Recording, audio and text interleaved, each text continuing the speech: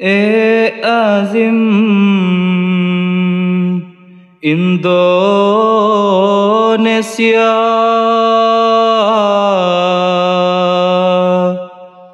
jayalah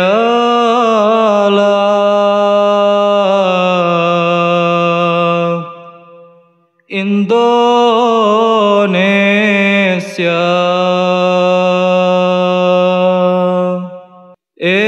Azim Indonesia,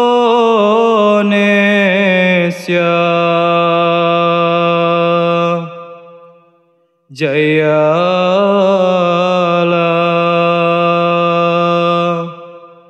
Indonesia.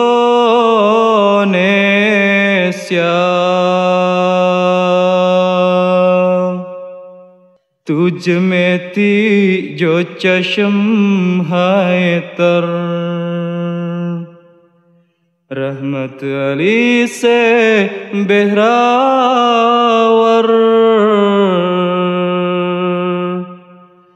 आज भी है उनमें से कई नरगजी की सल्दे दावर,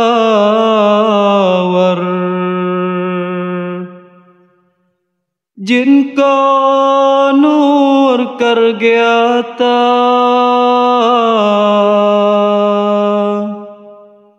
वो खुदा के बेरिया बशर,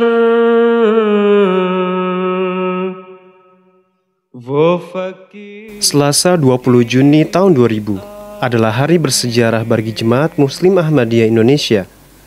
Sebab pada hari itulah pemimpin mereka tercinta, Sayyidina Amirul Mukminin Khalifatul Masih Ar-Rabi Hazrat Mirza Tahir Ahmad rahimallahu alaih akhirnya dapat bertandang ke tanah air Indonesia tercinta. Senja itu, pesawat KLM, sebuah maskapai Belanda mendarat di Bandara Internasional Soekarno-Hatta, Jakarta.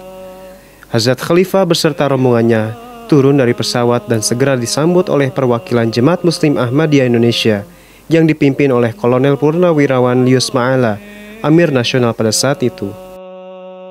Sungguh sebuah keberkatan dan kebahagiaan yang luar biasa dapat melihat secara langsung wajah sang Khalifah tercinta. Wajah yang senantiasa dihiasi oleh senyuman dan pancaran kasih sayang. Dan sang pemilik wajah itu, sosok yang dikasihi Tuhan itu, benar-benar telah menjejakkan kakinya di Indonesia. Hazrat Aqdas Khalifatul Masih Ar-Rabi mendapat penghormatan khusus sebagai tamu negara dan disambut di ruang VIP yang diperuntukkan bagi tokoh-tokoh penting. Di sana beliau disambut oleh Profesor Dr. Dawam Raharjo, seorang cendekiawan Muslim, tokoh terkemuka Muhammadiyah dan salah satu tokoh nasional yang turut membantu Jemaat Muslim Ahmadiyah mendatangkan huzur ke Indonesia. Turut hadir pada kesempatan itu adalah perwakilan dari Kantor Sekretaris Negara, Amir Nasional dan Raisut Tabligh, Maulana Sayuti Ahmad Syahid, dan pejabat-pejabat lainnya. Mereka semua bercengkrama dengan hangat dan menyatakan kegembiraan mereka atas kehadiran Huzur Anwar. Ahmadiyya is the same thing. Only another version of Rasulullah's name. He had two names, one Muhammad and one Ahmad. We are manifestation of his second name. So we are brothers, both your elder brother and I am younger brother. Right? Yes.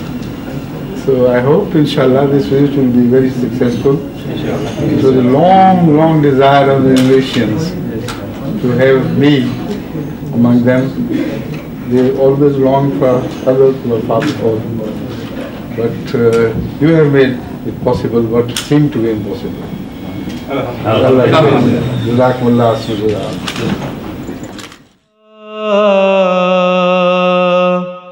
Indonesia.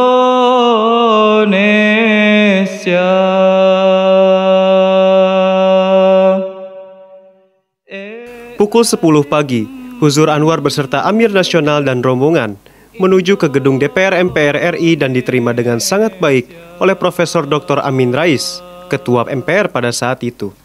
Profesor Dr. Amin Rais mengungkapkan kegembiraannya atas kedatangan Imam Jemaat Muslim Ahmadiyah sedunia ke Indonesia dan berharap dapat menjalin hubungan serta kerjasama yang erat dengan Jemaat Ahmadiyah dalam menanggulangi masalah-masalah bangsa pada saat itu, seperti narkoba, kerukunan bangsa, dan maraknya tindak korupsi, kolusi, nepotisme.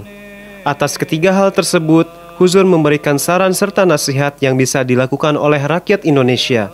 Atas petunjuk dari beliau tersebut, Profesor Amin Rais mengatakan, "Kami telah mendengar keterangan-keterangan Anda, komentar-komentar Anda yang sangat relevan dengan permasalahan-permasalahan kami saat ini, dan juga dengan seluruh dunia." This is for the TV.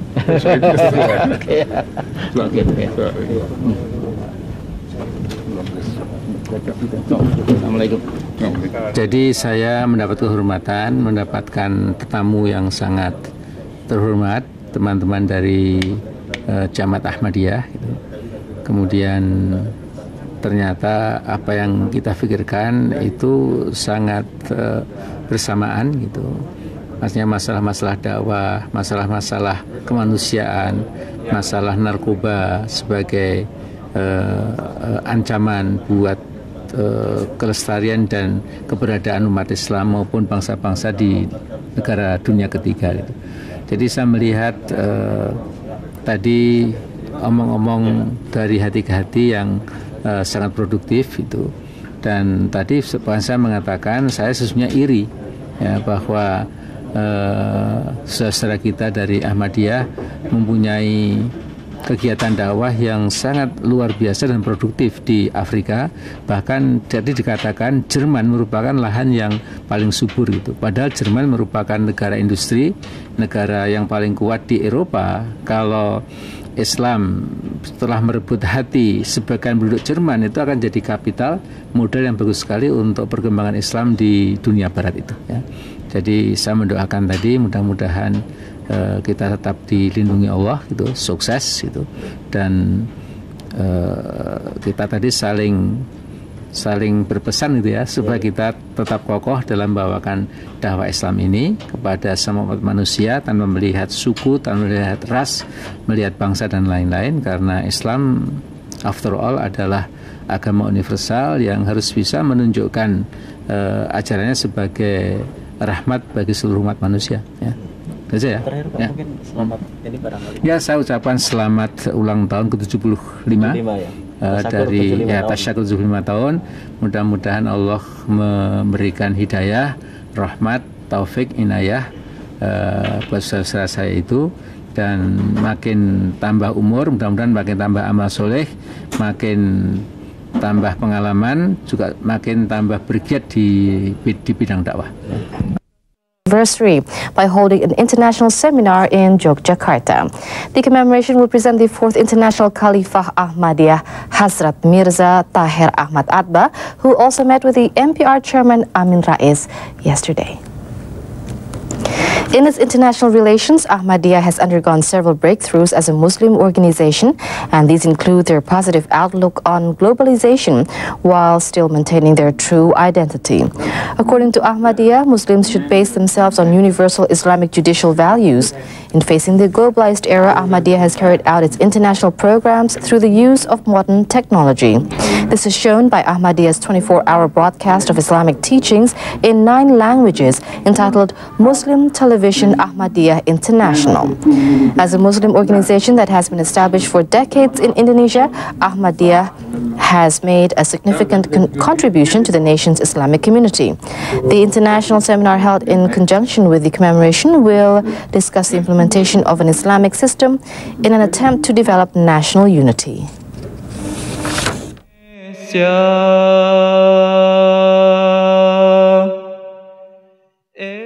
Selama lawatan beliau ke Indonesia, Hazrat Khalifatul Masih Ar-Rabi rahimahullahu alaihi tentu saja tidak hanya akan di Jakarta dan markas saja.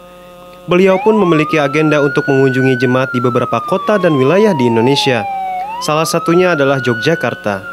Hazrat Khalifah beserta rombongan tiba di Bandara Internasional Adi Sucipto Yogyakarta pada hari Kamis 22 Juni tahun 2000. Yogyakarta adalah daerah istimewa karena merupakan satu-satunya wilayah di Indonesia yang dipimpin oleh seorang sultan.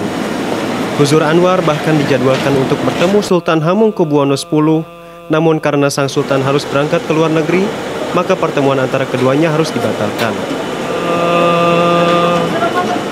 Indonesia.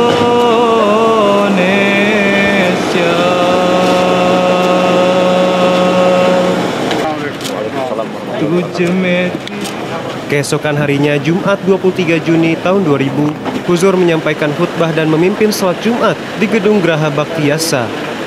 Itu adalah kali pertama bagi Huzur Akdas menunaikan ibadah Jumat bersama para Ahmadi di Indonesia. Hari itu semakin istimewa karena itu adalah kali pertama MTA menyiarkan secara langsung khutbah Jumat Huzur dari Indonesia. Sholat Jumat dilaksanakan di Graha Bakti Yasa, Yogyakarta. Sebanyak 2.500 orang ikut sholat bersama siang itu. Mereka datang tak hanya dari Yogyakarta saja, melainkan juga dari beberapa kota di Jawa, Kalimantan, Sulawesi, dan Nusa Tenggara.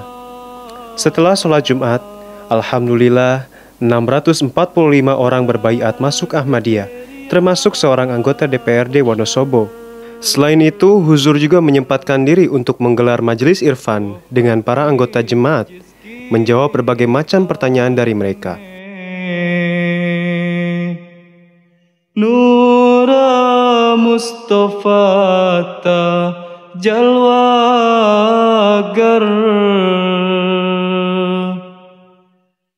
Pada hari Sabtu 24 Juni tahun 2000, Huzur Akdas menjadi keynote speaker pada seminar internasional bertema revitalisasi persatuan umat Islam di era milenium ketiga. Seminar ini dilaksanakan di Gedung Graha Sabha Pramana, UGM Yogyakarta, dan dihadiri oleh lebih dari 600 orang. Hazrat Khalifatul Masih Rabi rahimallahu alaihi menyampaikan ceramah selama 1 jam. Setelahnya, sesi tanya jawab dengan para hadirin pun dibuka. Huzur menjawab banyak pertanyaan terkait isu Islam kontemporer, seperti pertentangan antar agama, peran wanita dalam Islam, dan lain sebagainya. As far as the condemnation of this tendency is concerned, I think I have a way out where the condemnation can give rise to rebellion and vengeance. If a leader of a sect condemns other sects for their extremist attitudes, they will definitely rebel against it, but it is proposed by me that the leaders should be responsible for the behavior of their own followers. The leader of a sect should condemn the tendency of their own followers to criticize others. In this way, there can be generated no hatred against each other. But when you condemn others, then naturally they rebel against this attitude. So I think that could be the answer to your question, please. Apa yang saya ingin katakan bahwa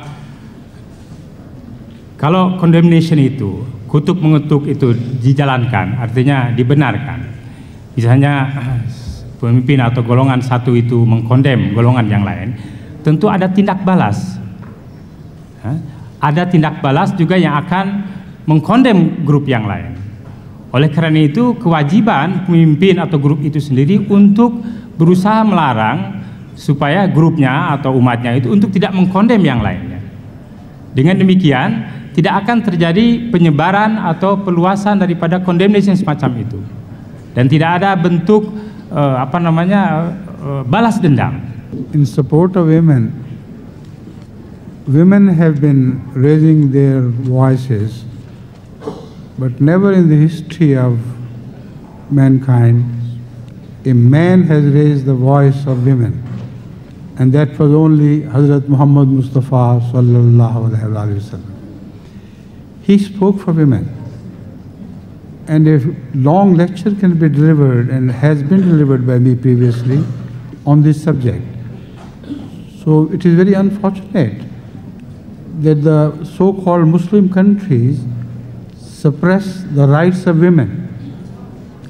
But thank God, I have seen with my own eyes that in Indonesia, they do not suppress the right of women at all.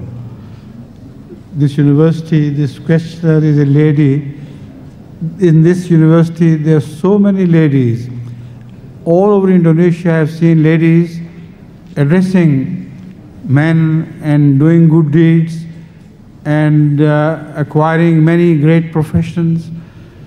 So the rest of the world is required to follow the example of Indonesia and give the women their due right, as was given by the Holy Prophet sallallahu alaihi wasallam.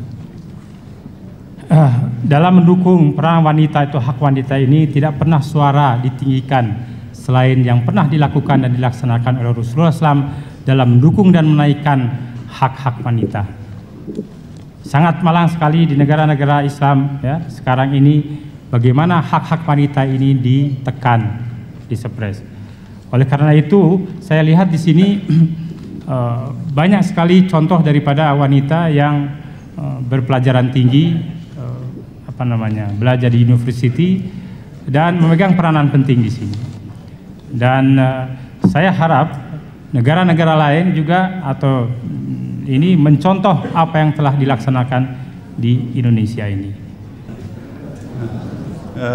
Huzur, my heart is full of your speech, and I am aware that what you were speaking about is that the whole purpose of prophetic revelation is to make the Deen al-Haq prevail over all other deens. And it was the logical conclusion that you said that the whole world will come to Islam. On the other hand, in the Quran, where you read again and again, فَأَكْثَرَهُمْ لَا يَعْقِلُونَ فَأَكْثَرَهُم لَا يُؤْمِنُونَ فَأَكْثَرَهُم كَافِرُونَ, and so on. Could you throw a bit of light just to pacify my heart still more about this apparent contradiction? Assalamualaikum. Let me translate. Yes, please. Pertanyaan beliau bahwa di dalam Al-Quran ada janji bahwa Islam akan ghalib, akan unggul, ya, ala dini kuli, di atas agama-agama atau ideologi-ideologi yang lain. Tapi di lain pihak di dalam Al-Quran banyak ungkapan-ungkapan yang menyatakan bahwa kebanyakan orang tidak berpikir, kebanyakan orang tidak beriman, kebanyakan orang tidak meneliti dengan benar. Bagaimana ini seperti ada apa yang bertentangan? Jadi saya harap Huzur menerangkan untuk memuaskan hati saya. The verses he referred to begin with wa aksaruhum fasiqun wa aksaruhum kafirun, etc. Here the waw is halia, which is a grammatic term of Arabic, which means while at present the majority of them does not believe. While at present the majority of them are wrongdoers, etc. This will highlight the victory of Islam over them later on. While at the revelation of the Quran, this was the state of affairs in the whole world. So when the Islam emerges victorious, then a contrast will be created between their previous states and the state of Islam having emerged victorious over them and removed all their misunderstandings. Thank you. Di dalam tadi Tuan Haji Noh merujuk kepada satu ayat, dan ayat-ayat tadi itu dimulakan dengan kata waw, yang di dalam gramatik bahasa Arab itu waw haliyah, yang menerangkan tentang keadaan pada masa itu ketika turun ayat itu. Jadi di situ dikatakan wa aksaruhum fasikun dan lain-lain ini ketika turun ayat Al-Quran itu. Jadi kebanyakan orang pada masa turun ayat Al-Quran ini mereka tidak beriman, tidak berakal dan lain-lainnya ini. Tetapi di lain pihak bila nanti Islam akan unggul, maka di situ ada perbedaan, ya. Ketika masa atau stage di awal dan juga keadaan ketika Islam akan unggul. Jadi inilah perbedaan yang nampak berbeda, tapi itu mengandung satu nubuatan justru tentang kemenangan Islam yang akan datang. Insyaallah. Insyaallah. The prolonged economic crisis will become more complex as conflicts related to religion are added to their predicament. Religious-based clashes and their impact on national stability and economic revitalization was discussed at an international seminar in Yogyakarta called Revitalizing Unity Amid Muslims in Indonesia. The seminar, held by Gajah Mada University, featured guest speakers including Dr. Komarudin Hidayat, Dr. Abdul Munir, and Chief of the Ahmadiyya International Islamic Organization, Hazrat Mirza Tahir Ahmad. The seminar aims to seek a solution to the recent unrest across the nation due to the religious and ethnic discord, and spoke of the importance in guiding society to wisely filter and differentiate social matters to those interrelated with religious affairs. The message to all Indonesians, or whatever I thought, of how to unite under one flag of Islam. So if you want to record my voice here, I will only be too grateful to do that for the sake of the press, because I have noticed that press is all powerful everywhere, so also in Indonesia. It's impossible for me to run away from the press. So that is why I would say that Allah bless Indonesia, long live Indonesia, and my prayers are with you here and after I return to my own land. Allah bless you all.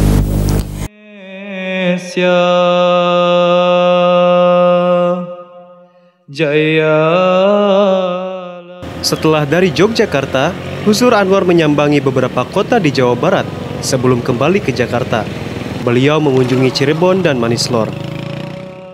Pada hari Senin, 26 Juni tahun 2000, beliau tiba di Wanasigra untuk meresmikan SMA Plus Al-Wahid. Huzur memilih Al-Wahid untuk nama SMA tersebut untuk mengenang jasa Maulana Abdul Wahid yang telah berkhidmat di wilayah Tasikmalaya dan sekitarnya. Saat ini, SMA Plus Al-Wahid telah menjadi salah satu SMA terbaik di Kabupaten Tasikmalaya. Sekolah ini memiliki banyak fasilitas, antara lain asrama, laboratorium, perpustakaan, lapangan olahraga, dan fasilitas sekolah berstandar nasional lainnya. Sekolah ini pun memiliki banyak prestasi yang membanggakan dan mencetak lulusan-lulusan unggul yang telah bekerja di berbagai bidang, baik sebagai dokter, pengusaha, kru MTA, mubalig, dan lain sebagainya. Semua perkembangan tersebut tentu saja berkat karunia Allah Subhanahu wa Ta'ala dan doa dari sang khalifah yang keberkatannya terus mengalir sampai hari ini. Der apa ni rakepar azim indo. Khalifatul Masih Arabi Hazrat Mirza Tahir Ahmad rahimallahu alaih kembali meneruskan perjalanan beliau. Pada hari Selasa 27 Juni tahun 2000, beliau tiba di Bandung. Di Masjid Mubarak Bandung Tengah, beliau mengadakan mulakat dan majelis irfan dengan para anggota. Hobi saya tabligh, hobi saya, di mana kadang-kadang di kantor, kadang-kadang di pasar, apapun jadi hobi saya. Tapi masalahnya, bagaimana menurut petunjuk Huzur, hobi yang efisien dan efektif. Terus yang kedua, menurut perkiraan Huzur, kapan bendera Rasulullah SAW berkibar di dunia? Karena sekarang menurut perkiraan saya, umat manusia 6 miliar lebih, sedangkan kira-kira umat Islam baru 10% yang 600 juta, apalagi orang Ahmadiyah. Kira-kira tanda-tandanya untuk menjurus ke sana kapan? Terima kasih. Wassalamualaikum warahmatullahi wabarakatuh. देखिए जब ये फिरते हैं बाजारों में तो जो आम लोग फिर रहे हैं उनके और इनके बिहेवियर में फ़र्क होगा। अहमदी बावक़ार फिरता है और अपने आप को संभाल के रखता है और फिजूल रस्तों में खड़े होकर बातें नहीं करता। अगर शरीफ लोग इनको देख के मुतासर होंगे, ये देखिए कौन लोग हैं जिन्होंने अच्छी नज़र से देखा है, उनसे पे तारुफ करा के उनको तबलीग करें। ये एक बहुत अच्छा तरीका है। Katanya ini tadi dikatakan bahwa kadang-kadang di pasar, di mana-mana tabligh. Ini katanya kita harus lihat bahwa keadaan orang-orang yang di pasar dengan kita ini berbeza. berbeda ini. Kita harus melihat karakter dan sifat orang-orang. Cobalah cari orang-orang yang punya tabiat yang baik, yang syarif, yang baik, dan pilih dari antara itu dan coba tumpukan perhatian kepada orang-orang semacam ini, dan insya Allah akan berhasil. पूरी दुनिया में मेरा ख्याल है इस सदी के आखिर से पहले इंशाअल्लाह ताला गलबा हो जाएगा। तीसरी सदी है इस सदी के आखिर, इस अगली सदी के शुरू होने से पहले ये हमशम के बाद अल्फाज हैं हिजबुल करम में, जिसमें आपने फरमाया कि तीसरी सदी के वक्त तो बहरहाल हमें गलबा हो जाएगा, लेकिन मैं अल्लाह से उम्मीद रखता हूँ कि दूसरी सदी ख़त्म होने से पहले भी अगर गलबा अता हो जाए तो ये बईद नहीं है। तो सब ये दुआ करें और कोशिश कर रहे हैं, हम भी ये कोशिश कर रहे हैं और आसार ज़ाहिर हो रहे हैं। उम्मीद रखता हूँ मैं कि इंशाअल्लाह जो अगली सदी आएगी उसके शुरू होने से पहले हम ये फैल चुकी होगी। Katanya melihat wahyu dari alfaz atau kata-kata wahyu yang diterima oleh Hazrat Masih Maud alaihissalam memang tidak akan sampai ke abad yang akan datang, malah di akhir abad ini pun juga akan tercapai kemenangan Islam insyaallah. Karena apa? Memang dijanjikan 3 abad, tetapi saya sudah melihat tanda-tanda itu bahwa akhir daripada sadi ini atau abad ini akan sudah nampak kemenangan Islam. Bertahun-tahun lamanya, sejak tahun 1925, para anggota Jemaat Ahmadiyah di Indonesia sangat merindukan kedatangan Khalifahnya, Khalifatul Masih, berkunjung ke Indonesia.